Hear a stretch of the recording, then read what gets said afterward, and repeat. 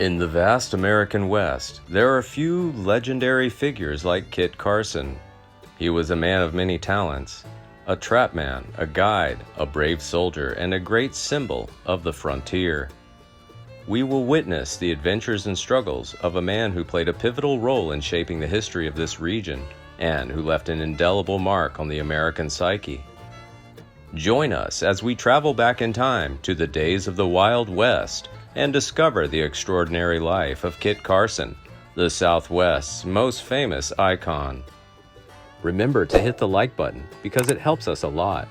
Don't forget to subscribe to the channel and press the notification bell to not miss the upcoming interesting videos. Christopher Houston Carson, better known as Kit Carson, was born December 24, 1809 in Madison County, Kentucky. He is the son of Lindsey Carson, a veteran of the American Revolution, and Rebecca Robinson Carson, cousin of the legendary border guard Daniel Boone, through her family ties. When Carson was 2 years old, his family moved to Howard County, Missouri, where he spent most of his childhood in Boone's Lick. During that time, William Becknell, a resident of Boone's Lick, set out to explore the newly established Santa Fe Trail. When he returned with news of his successful ride, the Santa Fe Trail was widely known, and the new community of Franklin, Missouri, near Boone's Lick, became the trail's birthplace. Being part of a large family in a harsh border environment meant survival was a priority, and Kit never learned to read or write. Tragically, his father passed away when he was 9 years old, leaving Kit's mother Rebecca to take care of the children alone for 4 years before remarrying. At the age of 14, Kit began an apprenticeship at a workman's saddle shop located near Franklin. At the time, the Santa Fe Trail was 2 years old, and many of its customers were trappers and traders. They appreciate Kit and tell stories of their adventures at the border. However, Kit doesn't like the saddle trade and doesn't get along with his stepfather either. At the age of 16, he secretly contracted with a large merchant caravan to Santa Fe, arriving in November 1826. Kit Carson's early years were marked by many hardships and losses, but they also provided him with the skills and experiences that would serve him well throughout his life. From Santa Fe, Kit traveled north to Taos, where he took on various jobs as chef, interpreter, and chariot driver. At the time, he was only 5 feet 5 inches tall, weighed only 140 pounds, and had a slightly stooped posture. Despite his small stature, he is described as soft-spoken and natural, especially hard-working. At the age of 19, Kit was fortunately invited to work on an animal trap expedition to California, where he quickly proved his bravery and ability despite his small stature. For 12 years, from 1828 to 1840, Carson used Taos as a launching pad for many expeditions throughout the mountains of the West. Along the way, he meets other famous border guards such as Jim Bridger, Tom Broken Hand Fitzpatrick, and Dr. Marcus Whitman. His best friend, Lucien Maxwell, owned the largest land bank in New Mexico and eventually became his brother-in-law. Carson, like many other trappers, assimilated into the world of the Indians, traveling and living widely among different tribes. At one point, he even married an Arapaho woman named Sing Grass, with whom he had a daughter named Adeline Carson.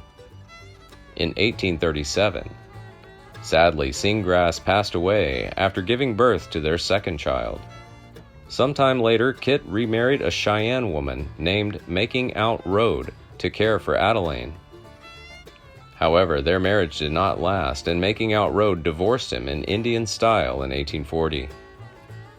Kit Carson was an outstanding trapper, known for his disciplined and virtuous lifestyle. He was described by those who knew him as clean as a hound's teeth, and as a man of unyielding courage and unwavering will.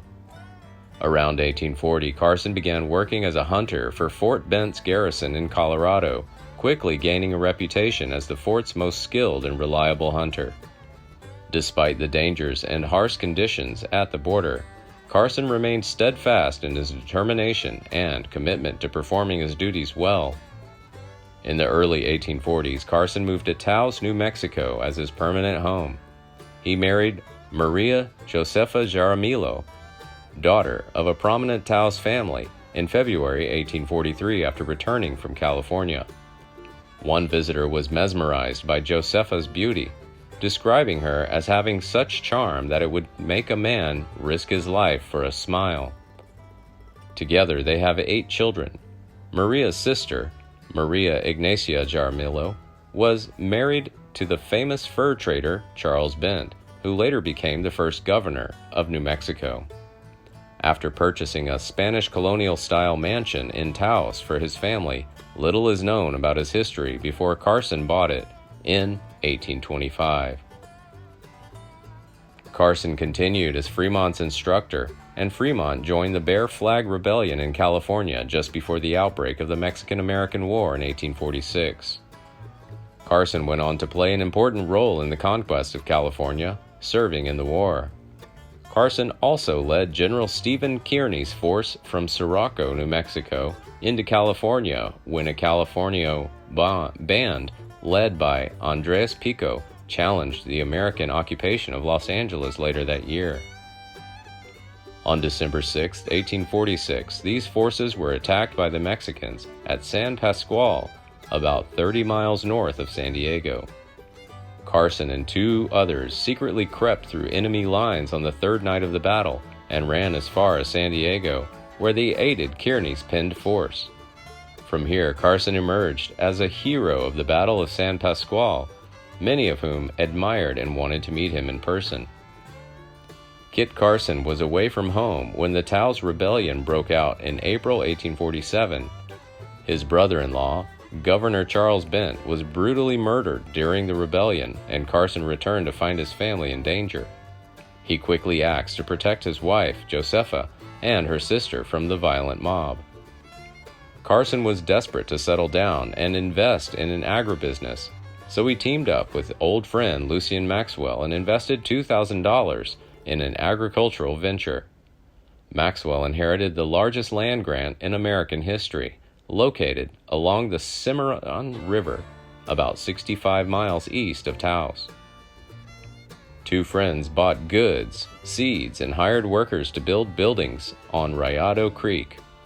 Although the area was exposed to the raiders of the Plains Indians, it was also along a mountain branch of the Santa Fe Trail, and Maxwell moved his family there that year.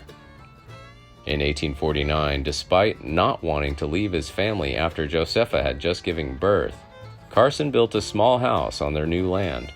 However, he was soon called to lead soldiers in the hunt for the Jicarilla Apache and Ute Indians, who had carried out the White Massacre in northeastern New Mexico. After the battle, Mrs. Ann White, her servant, and her young daughter were kidnapped. Mrs. White was later found dead, but her servant and daughter were never found. In 1853, Kit Carson and his partner, Lucien Maxwell, successfully herded a large flock of sheep to California, where the gold rush brought them a substantial profit. The following year, Carson was appointed India agent for Ute and Apache in Taos, New Mexico, a position that allowed him to spend more time with his family. However, the Civil War changed everything in 1861 when Carson was called to serve his country. Carson helped organize New Mexican infantry volunteers during the Civil War, and he saw action at the Battle of Valverde in 1862.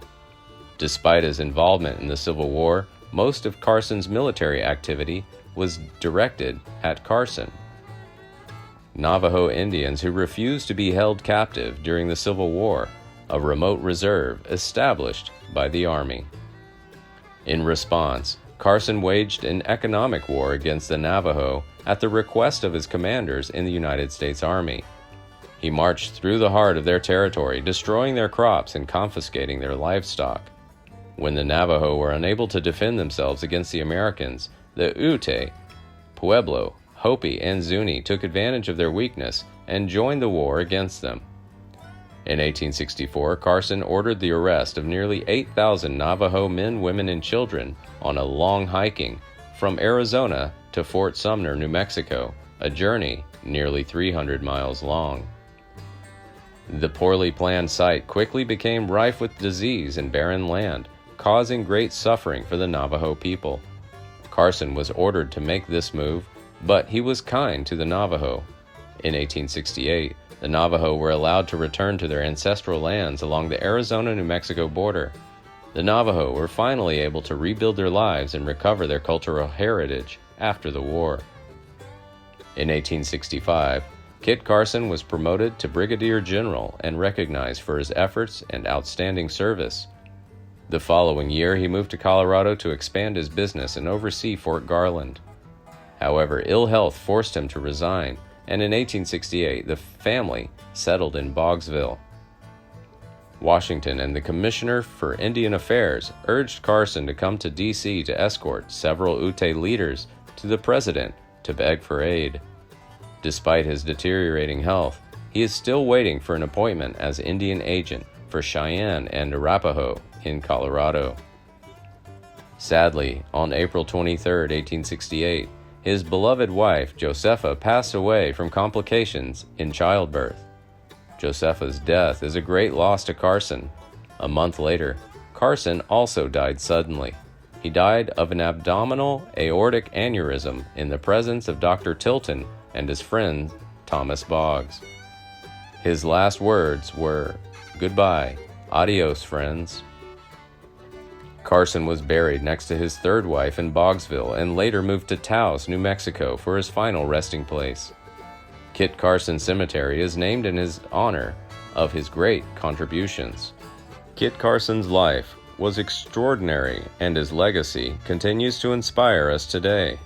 He embodies the spirit of the Southwest with courage, resilience, and determination in the face of great challenges.